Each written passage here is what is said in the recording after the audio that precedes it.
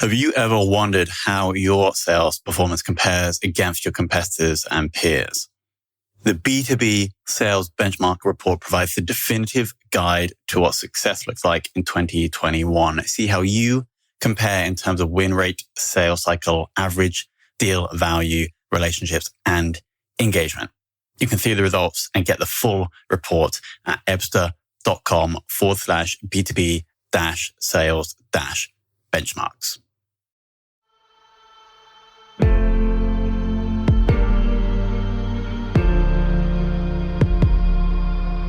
This is Sales Ops Demystified, the number one most downloaded podcast in sales operations. We invite the brightest minds in sales operations onto the show to deconstruct the why, what, and how behind rep productivity, forecasting, metrics, and all things revenue. This podcast is brought to you by Ebster, the leading customer engagement platform for Salesforce.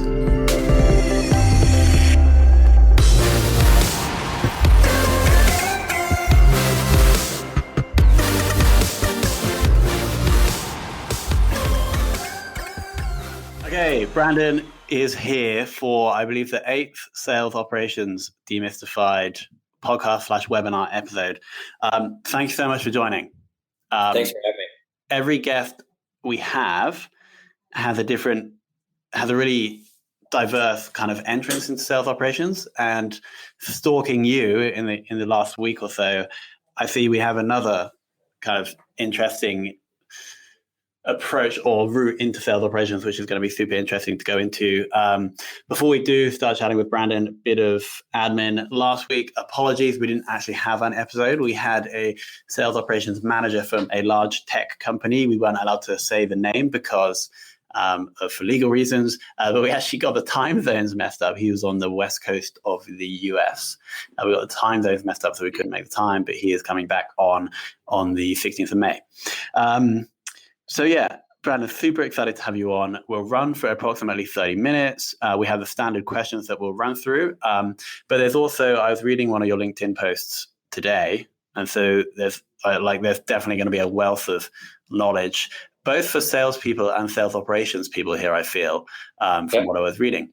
But let's kick off actually with a little kind of introduction. You have some great companies on your CV, right? You have Qualtrics, you have Amazon, and right now it's LucidChart, right? Yeah. And your current job title is Head of Sales Operations.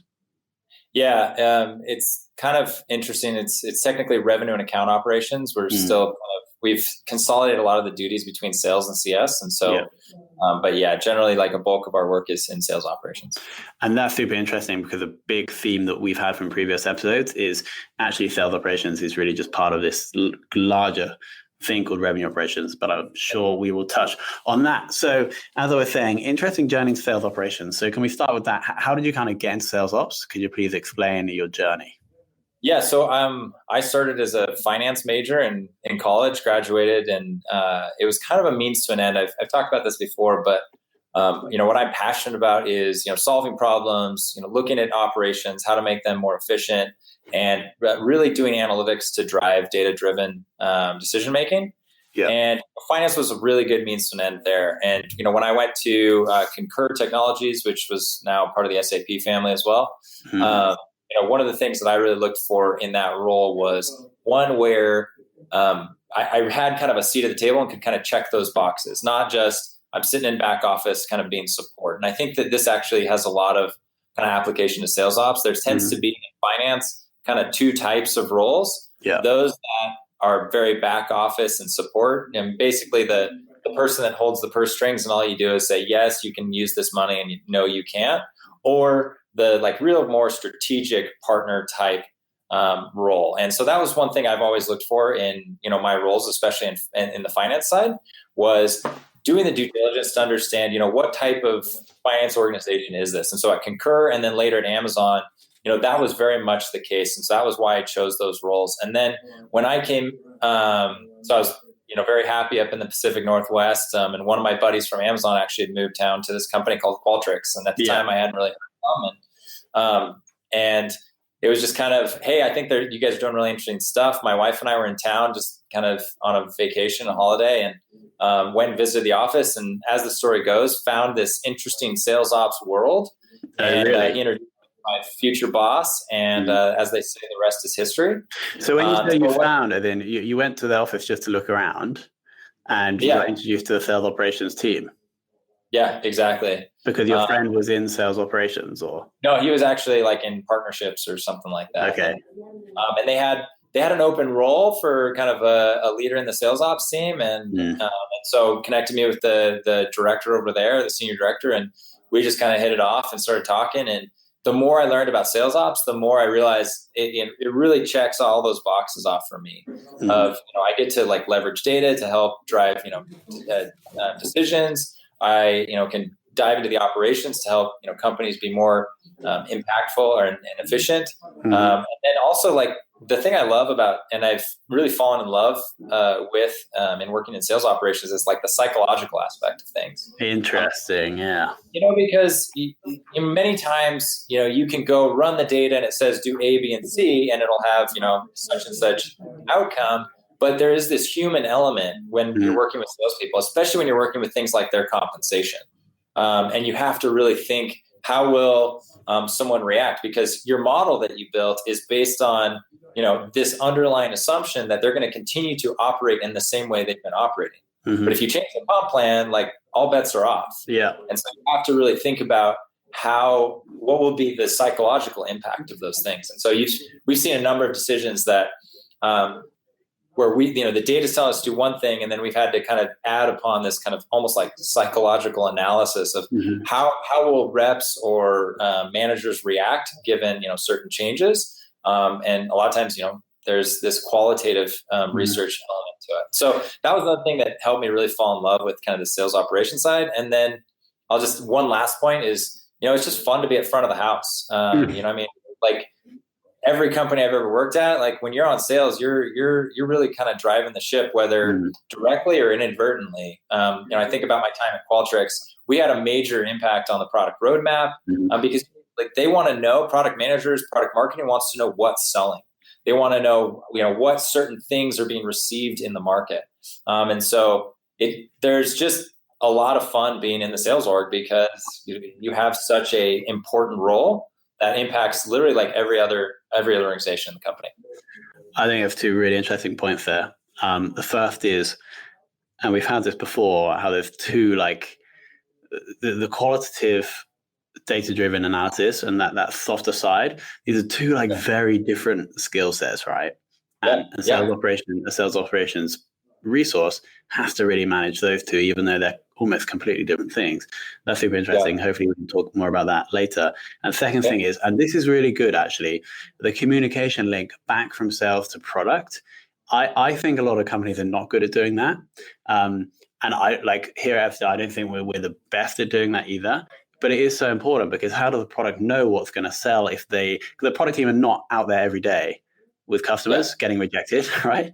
They're like, that's really interesting. Like, is there anything that the product team did to get that data from the sales team, like, efficiently? Like, was there a regular meeting, or Yeah, it's a great question. One of the things we set up at Qualtrics, and it ended up being really, really helpful, is given that we were a surveying company, we launched a post-win-loss analysis to the customer, not the sales rep.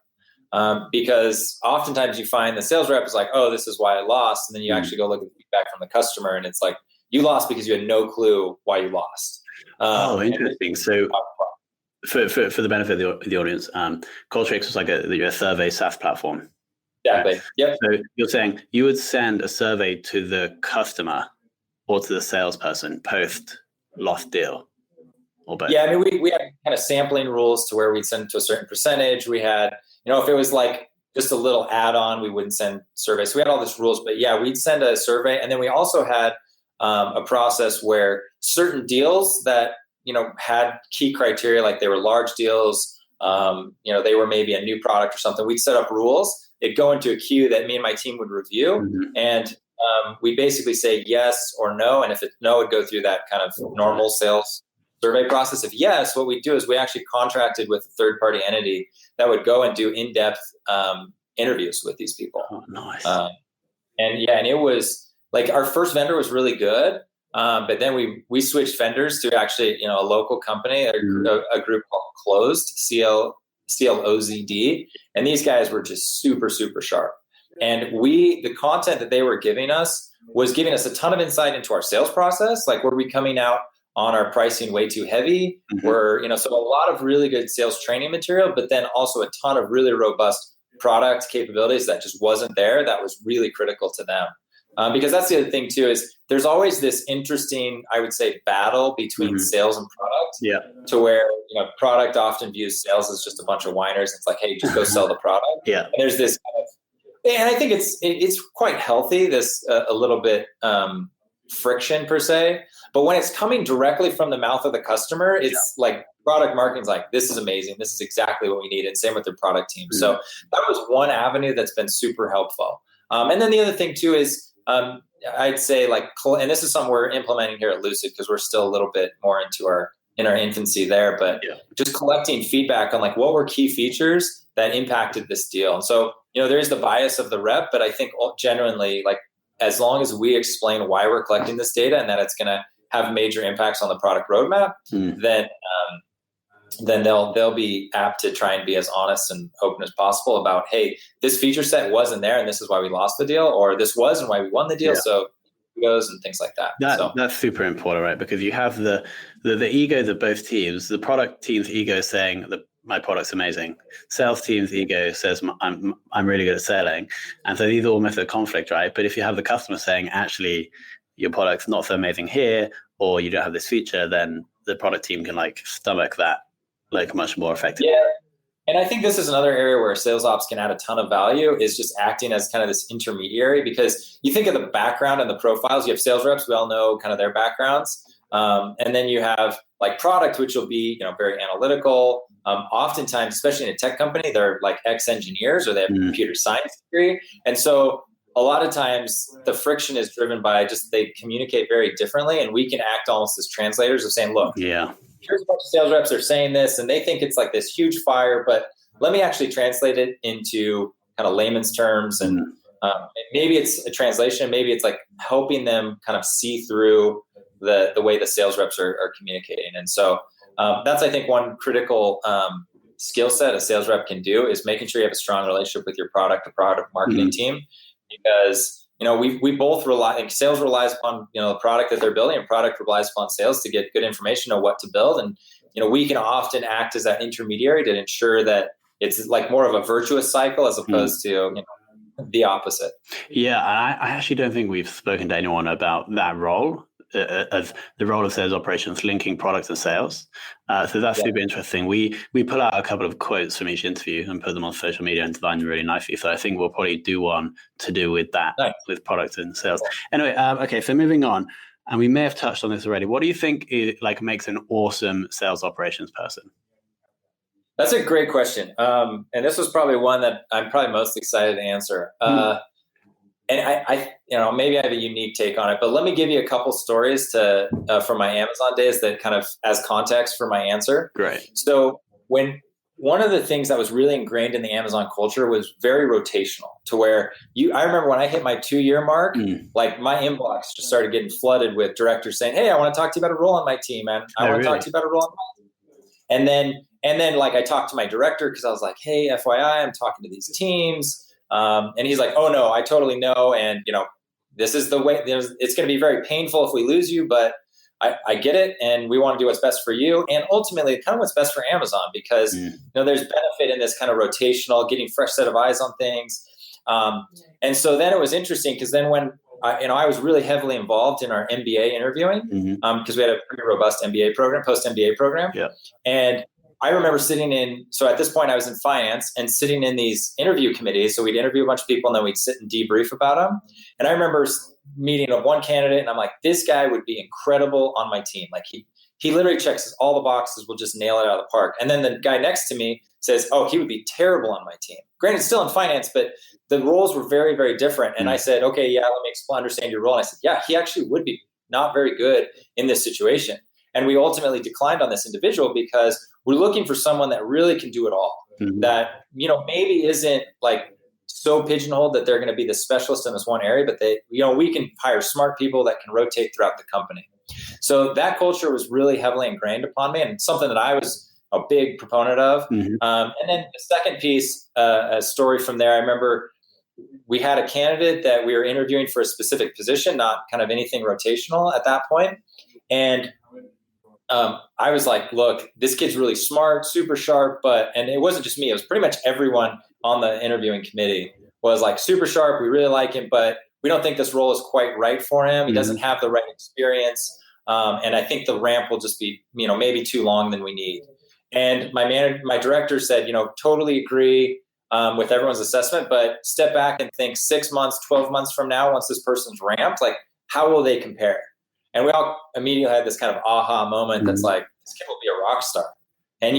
And so then once we had that kind of longer term potential view, we then stepped back and said, look, we can deal with a little bit, the pain of a little bit longer ramp and, getting up to speed time in favor of, having someone that's going to really be that long-term all-star. And so we hired him and totally was. He was incredible. So I say that in that I think sometimes we make the mistake of overemphasizing prior experience, especially in sales ops. Like, hey, I have to have someone that's been selling or someone that has been in sales ops before. I look at my team and folks that I've hired into here in Qualtrics, and very, very few have ever done sales ops before. And it's not that that's a bias against sales ops people. It's that I'm really like sales ops is kind of like the icing on the cake, that experience. And it's more, I'm looking for those core skill sets. Which are? To me, the core skill sets are like ability to deal with ambiguity, ability to just really execute. Sales is a unique animal in that, like when you're in accounting, it's very simple. You have very clear deadlines. I have to file my financials with, our regulating body. I have taxes I have to file or I pay a huge fine, etc. Whereas sales is sometimes, it's much more opportunity cost based to where, okay, I want to redo this comp plan or I want to do this analysis to, really refine our target market. If I don't do it today, like it's not going to have a dramatic impact. Not everything's going to fall apart tomorrow, but there is an opportunity cost in that. Like, hey, we want to get moving on this now. And so it's really critical to have someone that can just execute and be able to go deliver results and drive towards and drive a project forward. So that's kind of second. Third, I would say, just generally a smart person, because a lot of, creativity and smarts, I think, because a lot of the problems we solve, there's like, maybe other Salesforce, LinkedIn, some of these other great sales shops have figured it out, but like you've still got to like figure out the Lucid way or the Qualtrics way. And so having someone that's really smart and kind of knows how to dive in, look at either a process, look at a problem and solve is critical. And so those types of things I think are really good. One of the ways we actually look for this, we've built a case. One of our members of our team spent a ton of time, built this awesome like sales ops case that, we have them look at some numbers, ask them some questions, have them think through strategy. And it's really funny because a lot of the sales ops people or people with sales ops experience, you can almost just see their like brain shut off and they'll just start regurgitating like what they've done in past jobs, which, maybe it's the right answer, but that's not how I want someone to approach a problem. I want them constantly be engaging and thinking about like, okay, we did this at my prior job, but is that the right way to do it? Does that actually fit the Lucid or, whatever your company, insert company name here, model? So I would say those things are really what I'm looking for and then, sales ops experience is just a bonus. Yeah. And the thing I will say is that experience is actually not that hard to go create and replicate.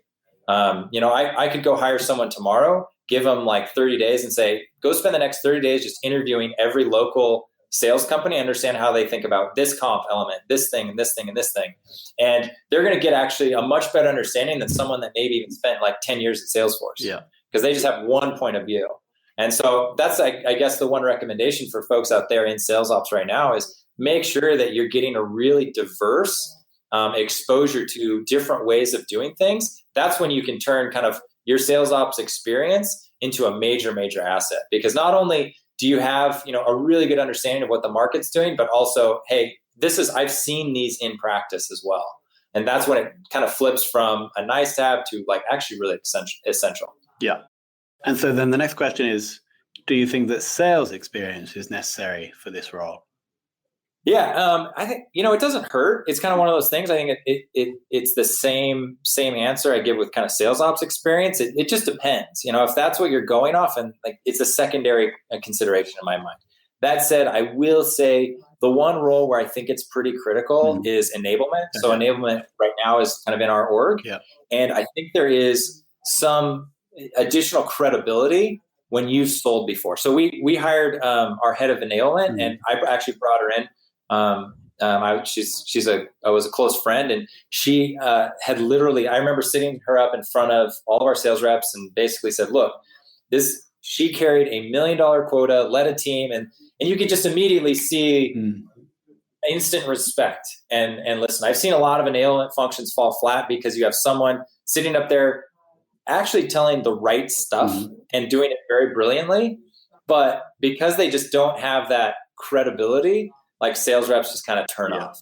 And so I think that's one area where I think not everyone to be successful in enablement needs that, but I think your kind of core team needs to have some experience in sales to really be successful and kind of garner the credibility of the organization. So that's the only exception I'd say where it's helpful. Just for context for the listeners, what size of sales organization and then size of sales operations organization are we working with? Yeah, that's a great question. So our sales organization is like probably 100. We're probably looking probably like the 120, 130 range right now. Yeah. But we're growing pretty exponentially. Like we'll probably double that in the next 12 to 18 months. Oh, nice. And so our ops team is also unique in that we have a lot housed within ops. So like one example is all of our comp plan creation and administration is done internally within our team, which sometimes sits in finance. And then a lot like our deal desk function as well sits in the team and some of those types of things. So with that context, our team's probably, we've got some summer interns starting, but and we have people starting, like 4 people starting the next like 2 weeks, but we're probably about 12 to 14 or something like that. Do you think that's about like the sweet spot for the ratio between operations and actual reps? Is around 10%? Yeah, the thing that's always tough, it's always apples and oranges. I remember, when we had someone at Qualtrics come in, our COO at the time was from Microsoft, and he just was like, your sales ops team is massive. It's way bigger. But then when we actually started sitting down and saying, let's talk about what is included in the sales ops team, we had our whole Salesforce development team and all these different things. Then you actually, when you talk about core sales ops, it gets to a much better and much more typical ratio to what you're used to. Sure. So that's kind of the thing that's a little tough to say, here's the right ratio, because it really depends on 2 things. One, like what's included in sales ops, and second, like what's included in your sales process. For example, we are investing heavily in a lot of our billing and kind of license allocation provisioning. But right now it's a pretty manual process. And so for the time being, that our deal desk, our order processing team is bigger than it should be until we get to a much more automated world. And so we've kind of solved that in the short term with headcount. Yeah. And then as we start to build in more and more automation, then we essentially don't grow that team. Hopefully that team stays flat for the next 5 years. Yeah. And so that leads very nicely on to the next question is, what is the current tech stack you're using to manage this 120-person sales team? Yeah, I try to stay as lean as possible. Nothing's worse than like tech stack bloat. And so we have obviously Salesforce. We're a Salesforce shop. Outreach.io is kind of our automation and cadence management tool. We do InsideSales.com, but that's predominantly just for our SDRs or inbound, kind of routing type stuff. We have, let me get all our tools here from a tech stack. LinkedIn Sales Navigator. I don't know if it is technically a technology, so I'll throw that in there. And then we have Discover.org for a lot of our like contact and prospecting data, lead data and stuff, data enrichment in that on the contact side. And then for account data, we actually just purchased DataFox to help enrich a lot of our firmographic data in Salesforce. And then let's see, another big tool that we use, we're big proponents of our own tool, is LucidChart. Yeah. I think it's actually really, really essential for anyone in operations. Just really mapping out processes. Totally I'm a big visual person, so it's been a tool that is literally went from, hey, this is interesting, to it's like essential and I use it on a daily basis. I think a funny story is we had a company meeting, I don't know, last quarter, and they did an analysis internally of their largest LucidChart users internally. And the number one was like a support rep. So obviously they're answering support calls, so they live in the product every day. The second highest user of LucidChart was our SVP of sales. Nice. And so just because it's one of those tools where you can map out processes, I build my org out in it and kind of planning. All of our planning is done in that. And because it's just so impactful to be visual. So that's probably those tech stacks. And then, there's some other ones we're evaluating, but those are kind of the big technologies we're using. Yeah. I guess, there is the question on what platform we use for online onboarding. The answer to that is we don't have a specific onboarding tool. We run that pretty much in-house, but we do use, it's Bridge. It's like an LMS type thing that we use for a lot of our kind of certification and those types of projects. Cool. So it supplements our onboarding process as well. Thank you for that question, James. A shout out for LucidChart for myself, actually. Our sales manager was telling me this afternoon that he was using it to map out a process. And I massively think that if you want something to be reproduced over and over again, so if you're in operations and you want some other people to keep doing this thing, it has to be documented. And whether you do that we actually do all of our process documents in Google Docs, but then embedded into that, we also need diagrams, and we're either using like Google Slides, but LucidChart is significantly more powerful than that tool. And it embeds really well into all that stuff, which is super helpful. The other thing too that we recently rolled out, which is, I guess I probably should include in our tech stack, is we have a LucidChart sales solution that has a bidirectional sync with Salesforce. Nice. So what's really been interesting, and it's been super helpful, especially on much of our strategic accounts, is you can go in and instead of going to an account page and seeing just a static list of contacts, you can basically bring it into your LucidChart, and you now have these contacts on a page. You drag it in, and you can create, whether it's an org, just a simple org chart, or we've got these templates that you follow to where you can essentially take any contact, put them, hey, this person's a detractor. These are people that I just found, but I need to categorize where they fit into the buying process and things like that. And it's been super beneficial. Our reps love working out of it. And their managers will come in and do like a pipeline review and immediately go to that. And you can quickly see this deal's not going to close. You have 3 people on your chart. This is a massive company, and if you are talking to 3 people, you've got no chance of closing. Yeah. So and it really drives enablement and whatnot. So that's probably the other piece I'd add to our tech stack as well. Shout out to LucidChart. Okay, so next question, and this might be a loaded one. Your favorite tech tool?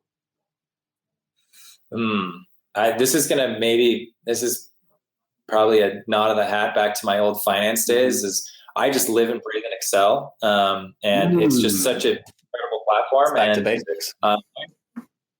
So it's just great for like most of the ad hoc analysis I'm doing. That said, like for kind of sustainable, repeatable dashboarding, like it's not a great tool for that. Yeah. So I understand that, but just for me personally, that's one that I spend a lot of time in, of just doing ad hoc, like, hey, how is this looking, and things like that. So, I got to say Excel. And then there's a whole bunch of other tools. Like I love Tableau. We're Tableau shop as well for, a lot of the big. That's the one tool. Yeah. I agree with the Excel thing. It's super easy, and quick, but I always have the challenge of wanting to sync Excel with other applications. And I don't think I've ever found like a solution that does that reliably or that's cheap enough. No, we do use Sheets, which I kind of say Sheets and Excel interchangeably, because Sheets, we do have some stuff that allows you to do kind of some automated data stuff. Awesome. Okay, moving on. How do you as a sales operations team, deal with data quality in Salesforce, and how does that? Who's responsible for that in LucidChart? Is that I know you have a big sales ops team, but is it also like you said the Salesforce dev team? Like, who deals with that, and how do you deal with that? Yeah. I mean, it's really a team effort here. And I think in my experience, it's kind of the best way to go.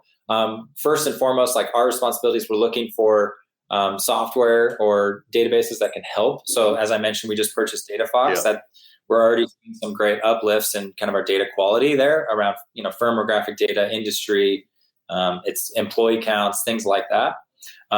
It's same with DiscoverWorks. So making sure you have a good technology provider to kind of be the underpinning and the foundation, and then having a robust process to kind of almost like crowdsource data, the data cleansing, I would say.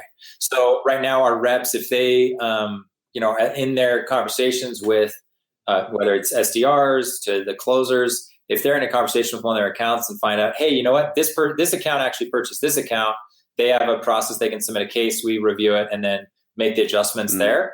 So I think that's really the only way to do it. I'm sure it also depends on your market. If you're purely focused in the global 2000, you can go buy software and pretty much be good.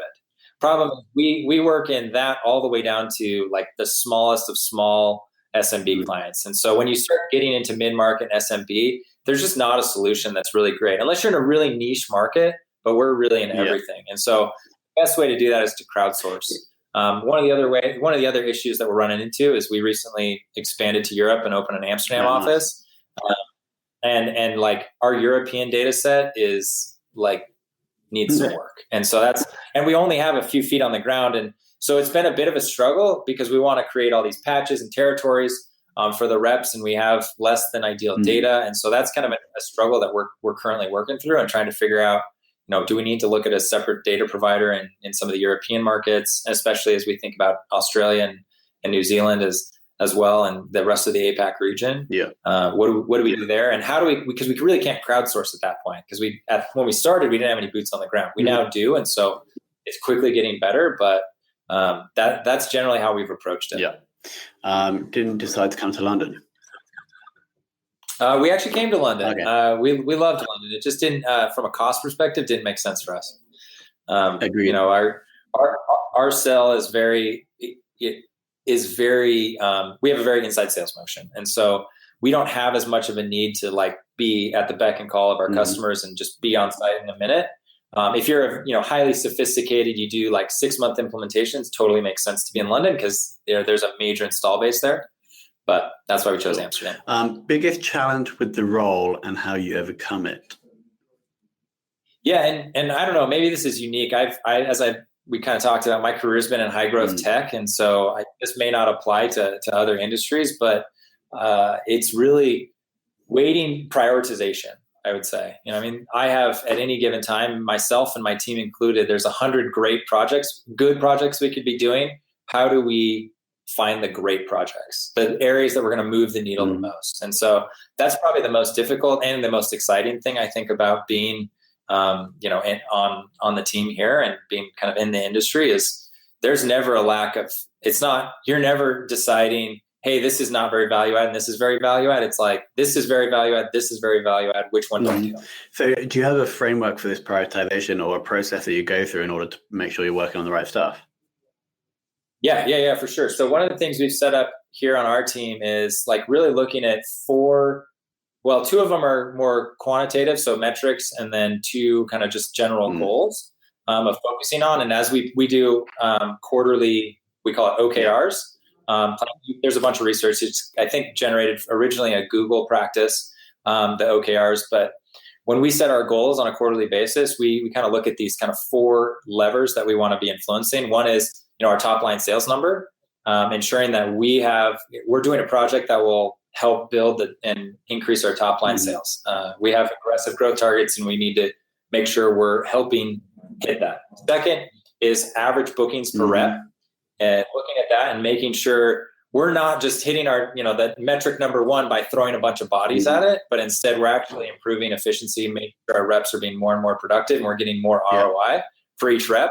And then inherent in that is like this kind of, in parentheses, holistically doing that, because I've seen issues where, yeah, the average is going up, but it's really like the richer are getting richer and the poor are getting poorer. Like that's not in my mind, but that everyone, the rising tide, raises all the ships, or whatever, however the saying goes. And then the third and fourth, the qualitative ones are, providing better visibility and transparency, both upward and downward. It's just making sure our executive leadership team knows what we're doing and how we're being successful, and kind of what our strategy is going forward. And then the fourth is, just really creating a robust and vibrant culture on the sales floor. Nice. And I think that, sometimes it sounds kind of weird that sales ops has that as a goal, but I think, with enablement, with compensation, like those are two massive levers you can pull to really drive the culture. And then we work really, really closely with all our sales leaders. And so we partner with them on a regular basis. And so I think that we have a major ability to impact the kind of culture on the sales floor. I'm not sure that's been mentioned before, but I think that's super important, having the group of people you're working with every day, especially the sales team, really engaged with what they're doing. And I don't think we've had that before as a sales operation being responsible for that. So I think that's super interesting. We have one question here. I think this has already been answered. A recommended sales engagement platform. You mentioned you're using Outreach, right? Yep. Yeah, we use Outreach. I mean, we've looked at Outreach, SalesLoft, Inside Sales has kind of they're building some stuff out, and right now, we're really happy with Outreach. And the issue that you run into with a lot of these is we've built so much in and around Outreach that, for us to, that was kind of, I don't even know, I wasn't here when the original purchase was made. So, if someone really wants to get me to switch, they've got to really convince me that it's their platform is, heads and shoulders above Outreach, because the switching costs is going to be really high. That's the best thing for like SaaS, for SaaS stickiness, right? It's the customization of the tool, increasing that barrier to leave. The same with Salesforce, right? Exactly. Yep. Interesting. Okay, cool. Do you have one, we just spoke about 4 metrics that you kind of look at, right? But is there one that if you had to use one metric to judge the sales team, which one would that be? For me, it'd be, average bookings per rep.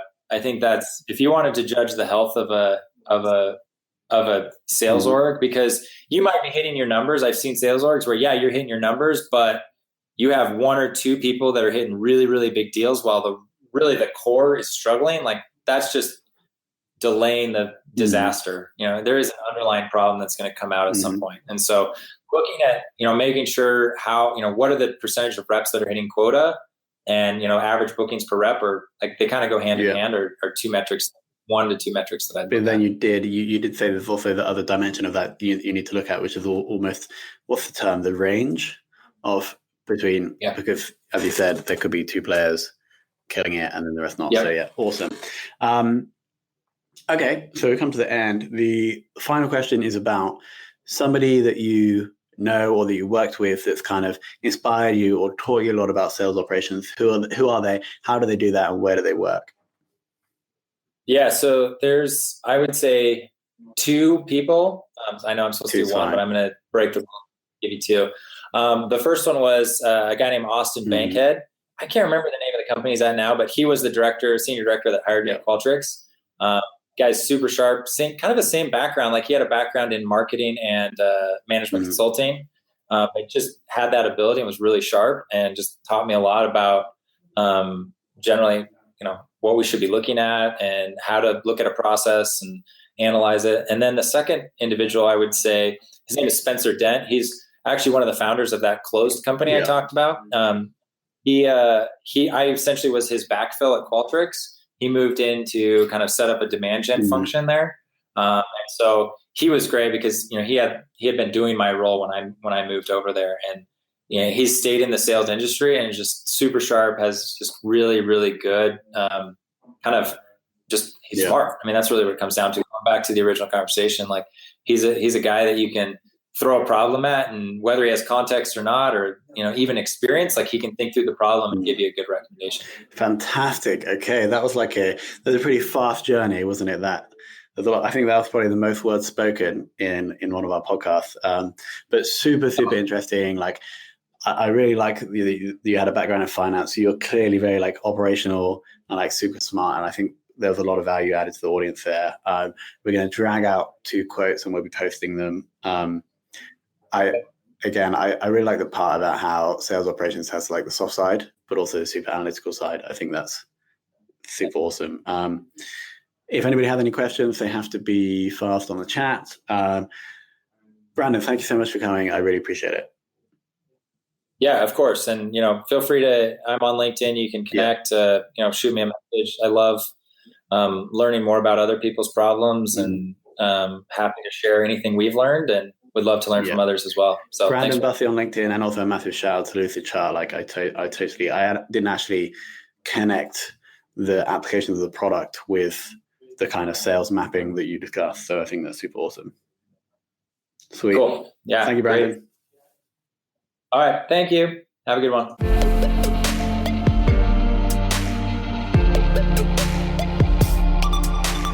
Thank you for listening to this episode of the Sales Ops Demystified podcast. If you are listening on a podcast listening application, then please subscribe, rate, and review.